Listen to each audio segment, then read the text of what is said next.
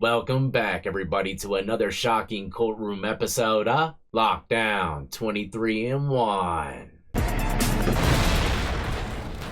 That's right, ladies and gentlemen, we're jumping back into a Texas courtroom to witness the Honorable Judge Boyd sentence a defendant for his diabolical crimes. Nobody got injured or anything like that, but his crimes kind of fall in place with tree jumping and peeping Toming kind of situations. Not quite, but kind of similar. You'll see when we get there. So, let's get into it, ladies and gentlemen. If you're new to the channel and enjoy all things lockup and crime related, then this is absolutely where you need to be. Hit that like, subscribe, notification bell before you leave, and check out my beautifully assorted playlist with many more videos for you to start watching today.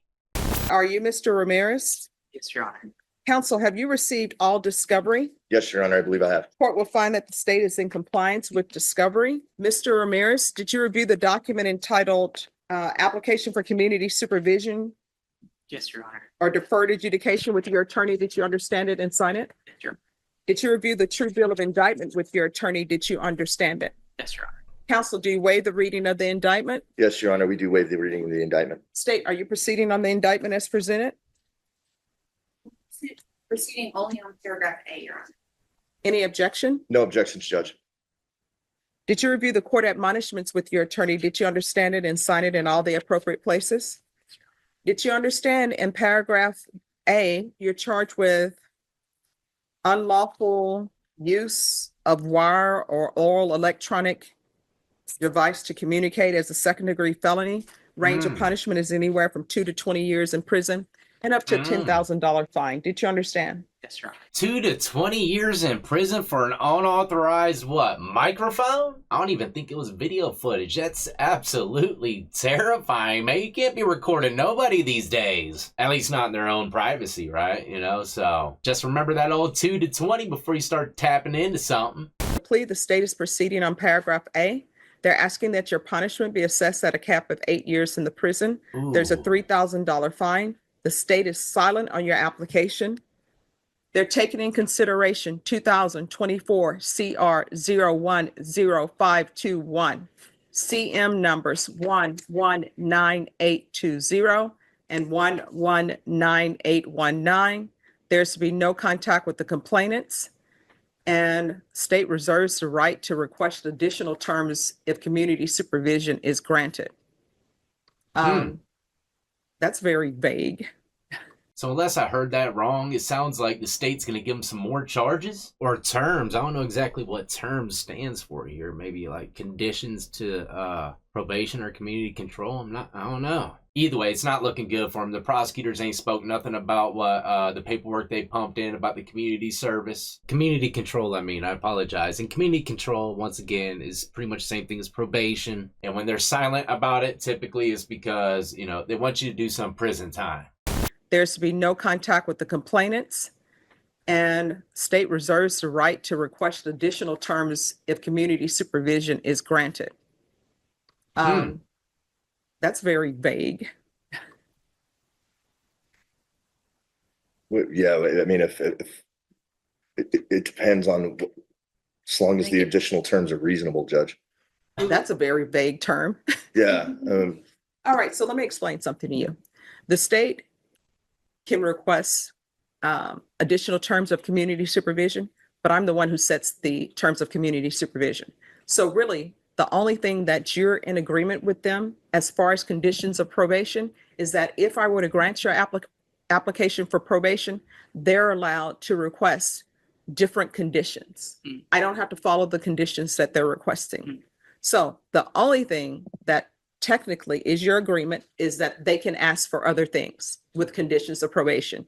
They can't come back and say, we're changing the cap of 8 to something else. You understand? Yes, Your Honor. All right, did you understand that to be the plea bargain agreement? Yes, Your Honor. State, is that the plea? Well, that makes a little bit more sense. Thank you for clarifying, Your Honor. Paragraph A, how do you plead? Guilty, not guilty, or no contest? No contest. Court will find that defendant has knowingly and voluntarily waived and consented to stipulation of testimony and stipulations. Court will accept into evidence states exhibits 1 and attachments and review the same. So by him pleading no contest, that means he's given, pretty much a judge all the power to, read between the lines and see if he deserves to be going to prison or not. He's probably hoping that she sees, a non-criminal before her. Sending me to prison will only harm me, Your Honor. Look at this suit. Look at my hairdo. I don't belong there. In States Exhibits 1 and attachments, the court will find there is sufficient evidence to find you guilty. Court will defer finding of guilt as you've applied for deferred adjudication. We can go off the record. So here's my question. I can set this for a PSI. If I set it for a PSI, it'll probably be 8 weeks out. Or if y'all want, I really don't need a PSI, but I will give you all both a chance to have witnesses present so we could give it a quicker date. And you all just have your witnesses present and state if there's any prior criminal history, if you'll submit that to the court. We would request a PSI. All right. I think that would be beneficial, Judge. All right, so there's so much to unpack here. Like I said, the defense put in the application for deferred adjudication, which is pretty much, probation. You complete the probation without any issues, and your charges pretty much disappear like you never even committed them. State didn't have nothing to say on it. Judge doesn't have nothing to say on it right now. She wants to get a PSI. So in the back of my head, if I was in his shoes, I'd say, man, they're trying to get a PSI to find out how much time they're actually going to give me to do in prison. So he's going to be going back to the streets probably for those few weeks, sweating it out. Can't eat, can't drink, can't sleep, wondering if he's going to be going to damn prison or not. But either way, let's fast forward to that court date, ladies and gentlemen, and find out what exactly is going to happen to the legal microphone tapper. Court is calling 2024 CR 010525. State versus Aaron Ramirez. Can I have parties announced for the record for the state? Samantha Lynn Brown for the state. For the Yeah. defense? John Stanheinrich for Aaron Ramirez. And are you Aaron Ramirez? Yes, Your Honor. All right. You entered a plea on January 16th to paragraph A. You entered a plea of no contest. A PSI and MIC evaluation was ordered. According to the plea bargaining agreement, punishment is to be assessed at a cap of 8 years in the prison, and the state is silent on your applications. And there are different cases that are being taken into consideration. Have both parties had a chance to review the PSI and cap evaluation? Defense has, Your Honor. State has, Your Honor. Any objection from the state? No objection, Your Honor. Any objection from the defense? No objections from the defense, Judge. All right, the state is silent. Defense, do you have any witnesses? I do, Your Honor. Yes. First off, may I make an opening statement, Judge? Sure. Your Honor, my client has appeared timely for every court appearance, and he's here again today to accept responsibility and culpability for the crimes that he's committed, Judge. But if I may be allowed to offer some context to this, Your Honor. Yes. My client has severe, he has mental health issues, Judge. And this is not to make light or to make excuses for this situation. My client's parents had separated when he was 5. He's known one of the victims of this case, and there are 2 victims, and they are in fact victims, Judge. He's known one of the victims since he's been a child, childhood friends. The other victim is his childhood friend's girlfriend, Judge. My client has experienced, due to his parents leaving, and hardships growing up. His mom is a primary influence in his life and has raised him. His father's been in and out of the picture, Judge. Due to this, he's got some sense of abandonment issues. While he was growing up, his mom had moved yearly, so he's starting new schools. I think the impetus of this crime was to maintain some kind of connection to his childhood friend. When his childhood friend got into a relationship, he started feeling abandoned. This was his way to connect with him. Oh man, my heart breaks for this guy. He just doesn't want to be abandoned anymore. His best friend, probably someone that plays Warcraft with him, found himself a girl and left his ass in the keyboards in the dust. It doesn't stand logic. There are issues with this. My client has been seeking mental health treatment before. Sick world we're living in here, fellas. Watch out for your besties. Because when you find that old lady, man, you never know what they're going to do. But this is just pathetic. And the attorney, he's really reaching with the abandonment thing with his parents. If I was an attorney, I just would have left it at that. Look, he's got mental issues. He made a bad decision when he was going through some kind of rage situation, thinking he's going to have to play GTA 6 by himself now, man. He lost it. He doesn't have no kind of criminal record. This was a once-in-a-lifetime fluke, Your Honor. He knows what he did wrong, and he ain't never going to step foot in this courtroom again. That's what I would have said. Just take responsibility. Say he flipped out a little bit. Slightly mentally ill. I call it spectrum surfing. That's right. I would have had him walking home that day on a rainbow, free as a jaybird. Seeking counseling right now. He's still engaged in counseling weekly, Your Honor. Further, Judge, my client is a full-time college student. He has a job. Yeah, he and ain't he's going never to been in prison. trouble, He's good. Never had any criminal charges levied against him. Wow. Before. Now, the defense is going to have some people come up and testify, on his good character. Probably his mom, dad, brother, classmates, whatever. Just to reiterate to the judge that this ain't his type of character. But we're going to bypass all that and jump right into the sentencing. This is the court's issue, and it's based upon what's in the stipulation. So in the stipulation, it states, victim had asked his mother to go inside his bedroom in an attempt to help search for a pair of headphones. Victim lives with witness at the listed location where the offense occurred. As witness one was inside victim one's bedroom searching for the pair of lost headphones, she located E9 behind the headboard of the victim's bed. The witness, not knowing what E9 was, held on to E9 and showed it to victim one the next day. Victim one did not recognize E9 and did not know how E9 ended up inside his room behind the headboard of his bed. Victim one researched E9 using the application Google Lens and discovered E9 is used as a voice recorder. Victim one contacted victim two and the defendant for advice on what to do with E9. Victim two advised victim one to call the police and make an offense report, while the defendant advised victim one to destroy E9. Mentally ill, spectrum surfing or not, this dude's diabolical. They called him asking for help, and he said just destroy all the evidence. Victim two advised victim one to call the police and make an offense report, while the defendant advised victim one to destroy E9. The defendant also offered to come to victim one's home with his own cable in an attempt to investigate E9, and also suggested to victim one that it would not be in victim one's best interest to call the police, as victim one's parents are immigrants and a police report would jeopardize their immigrant status. Ooh. That's my problem right there. So yeah, that's dark. This guy's the type that will steal from you and help you try to find it. But still, he's a college student, no criminal history. Will he be able to duck the confines of prison?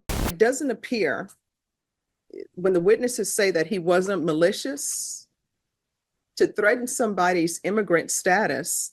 This is what was stipulated to, saying don't call the police because it's going to hinder your immigrant status, or it's going to jeopardize your immigrant status. That's malicious. Sort of says something about his frame of mind. Your Honor, to respond directly to the court's statement, Judge, my client, we can see my client here visually in court. You've heard witness testimony. I believe that my client's motivations were not malicious. He's not, in that text, he's not threatening the victim, using his immigration status as some kind of leverage not to get him to report. My client has experienced an extreme amount of shame. Now, that shame probably does not equal to or exceed the shame that the victims probably are experiencing. I can say that confidently, that my client's shame does not rise to their level of shame for this. That's kind of a conundrum. Should the victims feel shameful? My client has been a friend with one of the victims, Daniel Campos, since they were kids. He's a kind and caring individual. He is a sweet kid. I've had extensive interactions with Aaron. I do not believe that he was using this as leverage in a malicious way, and I know how that sounds. And I would, if my client were using that, and again, I don't believe he was, it is abhorrent that to use such a tactic to intimidate. I do not believe it was for intimidation purposes. Well, I mean, what was it for? Because he's telling them, don't call the police because if you do, you're going to jeopardize your immigration status. He wants to My client was speak. just to address the court. All right, can you raise your right hand? Do you solemnly swear or affirm the testimony you give will be the truth and nothing but the truth, so help you God? Yes, Your Honor. All right, you can lower your hand. Is there something you wish to say? I was genuinely afraid that he might actually lose his immigration status.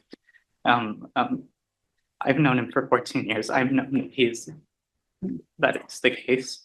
And throughout this whole thing, I've talked to my lawyer, I've talked to my girlfriend that that's my absolute worst fear through all of this. I told him that with the intent to go over. And I don't honestly know if I would have talked to him about it and revealed it, but I know that now I wanted nothing but to actually talk to him about this, and I understand that I might not be able to for however long, and that the consequences might be more far-ranging than that. But I swear that that was not a threat to his immigration status, and I didn't mean it as one. It was a comment I made out of fear. I don't believe one drip drop that he solely cared about their immigration status. If anything, he was only looking out for himself, trying not to get caught up in the mix. Out of fear of what? Fear of him losing his immigration status or not being able to, that he might be deported if he actually goes through with the police report. Huh? I don't believe him. I don't know how the law works, and and to that extent, I didn't know that he had any kind of protection. I don't know if he does, and I'm very fearful of that, even now. All right. Anything else from anyone else? Your Honor, Okay. I would just say information. Just 1 second. Any questions with regards to facts? Do you have any questions about that? Thank you, ma'am. This dude is Your crashing and Honor, burning. Reading the PSI report, the PSI reports recommending deferred adjudication. My client has been admonished by myself as to what deferred adjudication is. He's also been admonished by myself as to the consequences of violating any conditions imposed upon him. And lastly, Judge, he's been admonished as to what this court will do and what the court's tolerance level is for any violations. And that he will be held fully accountable if he does violate, and if this court does not play around. I know that, and he's been admonished as well, that this court does believe in equity and justice. And he understands that violating any terms and conditions that the court would impose upon him, what the court's going to do if he does violate those conditions. And Your Honor, my client's 21 years old. Again, he's a full-time college student. He's working. He is actively engaged in mental health treatments on a weekly basis. He has never been in trouble before, Your Honor. And respectfully, we ask that the court grant a term of 8 years deferred adjudication, or in the alternative, 8 years community supervision, Judge. We do not believe he is a threat, an ongoing threat to this community. Judge, if I may, I just want to correct something he said. I don't believe that PSI recommends deferred adjudication. It only indicates that he is eligible for it. My understanding is that all PSIs don't make a recommendation as to whether a defendant should be on community supervision, only that if they are eligible. Oh, the defense, if I were to guess, tried to pull a little wool over some eyes. Or ears, maybe. He said that the PSI recommends deferred adjudication, community service, probation, whatever you want to call it. Prosecution says, look, PSI don't recommend nothing. It just says that he could be on it. The wording is everything in the courtroom, ladies and gentlemen. Keep that in mind. Why do you think they're backing up every word with the stenographer? Under the condition. That is correct. Here you go. Thank you, Judge. All right, this is what the court is going to do. The court is going to find you guilty. The court is taking in consideration 2024 CR 010521 CM 119819. And I hate to stop it again, Your Honorable Judge Boyd, but if she hands you a tissue and you haven't really started crying just yet, that'd be the final straw. I know that, what she's about to say is going to bring Salmon of Capistrano tears. The complete opposite of crocodilian, man. I'd be terrified in that tie. CM 119820. And I want you to know that I did listen to all of your witnesses. And I took all of that in consideration, as well as the PSI report and as well as your statement. The court is going to sentence you to 2 years in the prison, give you credit for any Oh. time served. There's a $3,000 fine, time and money to run concurrent. Did you review the Smokeville. document entitled Trial Court Certification of Defendant's Rights to Appeal with your attorney? I don't know if he's Did gonna you make it in understand there. it and sign it? Your Honor. All right, because this is a plea bargain agreement, because I followed your plea bargain agreement, and because you waive your right to appeal, you do not have the court's permission to appeal. Because this is a felony conviction, you're not allowed to own or possess any weapons or ammunition. If you have a question over what a weapon or ammunition is, you'll need to speak to an attorney. Well, there you have it, ladies and gentlemen. Ramirez got slapped with a 2 clip. And like I said, man, I don't know if he's going to be able to survive that money, man. They might turn him inside and out. Hopefully not, you know, man. Prayers his way. I don't like to see anybody getting taken advantage of just because, you know, some old-fashioned wire mics. Don't act like you ain't put a couple mics on a few headboards in your time. I'm just playing, man. That's some psycho tree jumping stuff. Dude's in college, didn't have no kind of criminal record, and he still was sentenced to prison. Keep in mind, too, the victim was like his best friend from childhood. If I were to guess, maybe his homeboy's mad at him, but possibly forgave him and moved on with it. But that's the thing. When the courts get their hands on it, there ain't no forgiveness and moving forward. You're got to go through it all the way to the end. And even then, the story really ain't over because the majority of people are going to jail or prison. You know, the best thing to do is exactly what the Honorable Judge Boyd always says. If by chance what you're going to do could land you in prison, don't do it. Many people are just ignorant to the fact of what they could be facing. Like the dude in the courtroom today, even when he got caught up, he probably said to himself, there ain't no way I'm going to go to prison behind something as petty as this. And always remember, it doesn't matter if it's petty to you. If it's a felony, it's never petty in the court's eyes. But I'm out of here, ladies and gentlemen. Hopefully you enjoyed today's episode. If you did and you're new, as always, hit that like, subscribe, notification bell before you leave. And more importantly than anything, y'all be easy, be safe, and stay free.